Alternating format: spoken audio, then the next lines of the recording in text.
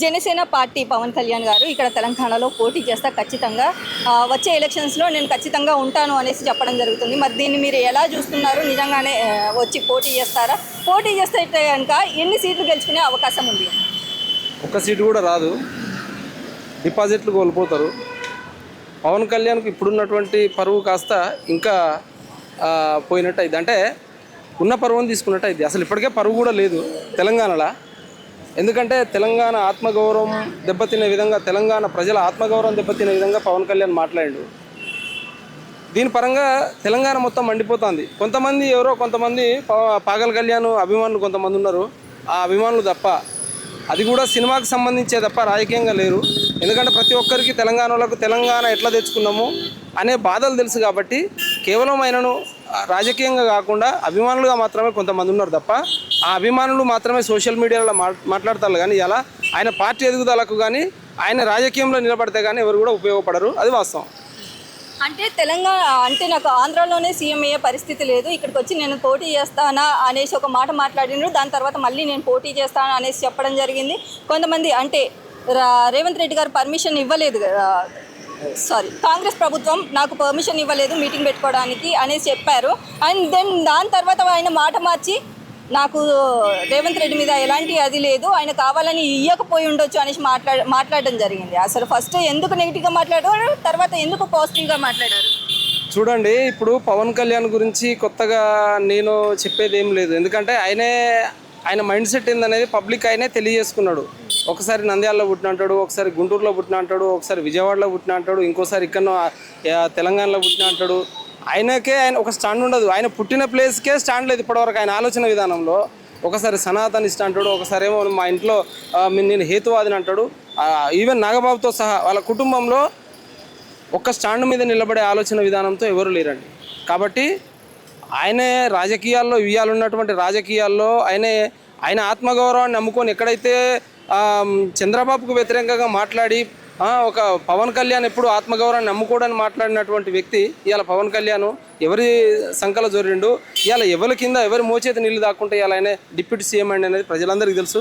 కాబట్టి ఆయన ఒక్క మాట మీద ఉంటాడు అనేటువంటి నమ్మకాన్ని ఎవరికి ఏ ప్రజలకు కూడా లేదు.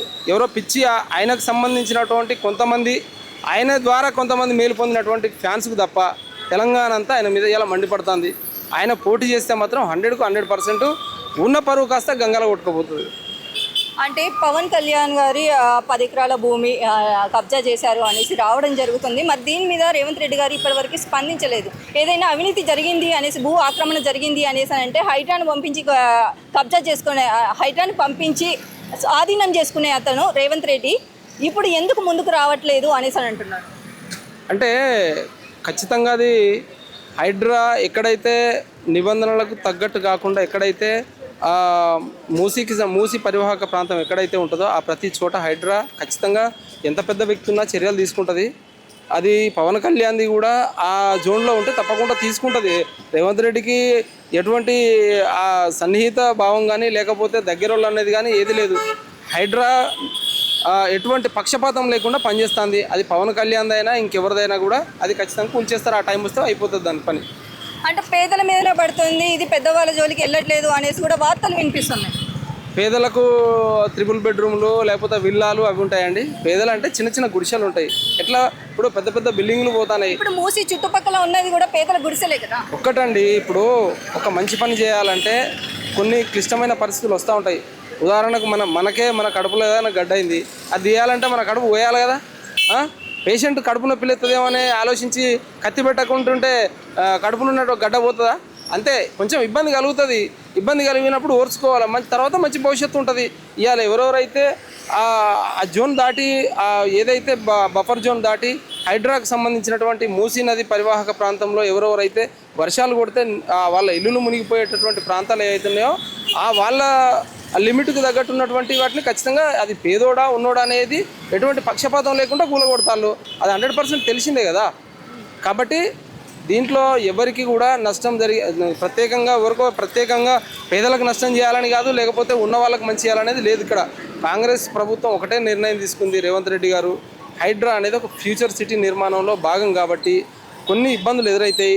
మళ్ళీ ఎవరు బీఆర్ఎస్ వాళ్ళు బీజేపీ వాళ్ళు కొన్ని కావాలని రూమర్స్ సృష్టిస్తారు తప్ప ఇది మన తెలంగాణ రాష్ట్రానికి భారతదేశంలో తెలంగాణ రాష్ట్రానికి ఎంత ప్రత్యేకత ఉందో ఆ తెలంగాణ రాష్ట్రానికి హైదరాబాద్ ప్రత్యేకత కూడా ప్రపంచానికి వెళ్ళిపోవాలనే ఉద్దేశంతో మంచి కార్యక్రమం చేపట్టిండు. కొన్ని ఇబ్బందులు వస్తాయి, ఆ ఇబ్బందుల్లో భాగంగా ఇటువంటి బీఆర్ఎస్ బీజేపీలు వాటికి తోడై ఇంకా డిస్టర్బ్ చేస్తారు తప్ప ఇది ఎటువంటి పక్షపాతం లేనటువంటి ప్రాజెక్ట్ అది. మీరేమో ఇలా మాట్లాడుతున్నారు, అక్కడ బయట జనాలు ఏమనుకుంటున్నారంటే, ప్రజలు ఏమనుకుంటున్నారంటే కాంగ్రెస్ ప్రభుత్వం టీడీపీ జనసేన బీజేపీతో కలిసి నెక్స్ట్ వచ్చే ఎలక్షన్స్లో పోటీ చేయబోతుంది, కూటమిగా ఏర్పడబోతుంది అనేసి కొంతమంది చెప్తున్నారు. మరి దీనికి ఎవరు ఏ కూటమిగా ఏర్పడ్డా ప్రభుత్వం మంచి చేస్తే ఖచ్చితంగా ప్రభుత్వాన్ని ప్రజలు ఆదరిస్తారండి. ఎందుకంటే ప్రతి ఒక్కరికి తెలంగాణ రాష్ట్రంలో ఉన్న అన్ని సబ్బండ వర్గాలకు మంచి చేయాలనేదే కాంగ్రెస్ పార్టీ యొక్క కులము, మతము, ప్రాంతము మరియు పార్టీలకు అతీతంగా అభివృద్ధి చేయాలి తెలంగాణ రాష్ట్రాన్ని. తెలంగాణ ప్రజానీకాన్ని మంచి దేశంలోనే ఉన్నత స్థాయికి తీసుకుపోవాలనే సంకల్పంతో మా రేవంత్ రెడ్డి గారు ఉన్నారు. ఆ పరిపాలనకు తగ్గట్టు ఈ ఇంకా 2.5 సంవత్సరాల్లో ఇంకా అద్భుతమైన పరిపాలన జరుగుతుంది. కాంగ్రెస్ పార్టీ మళ్ళీ అధికారంలోకి వస్తుంది. 3 పార్టీలు ఏకమై మహాకూటమైన ఇంకా ఎంత పెద్ద పార్టీలు వచ్చి ఇంకా మాకు ఎదురొచ్చినా కూడా ఖచ్చితంగా రాబోయేది మళ్ళీ కాంగ్రెస్ పార్టీయే. రేవంత్ రెడ్డి మళ్ళీ సీఎం అవుతుంది. Thank you.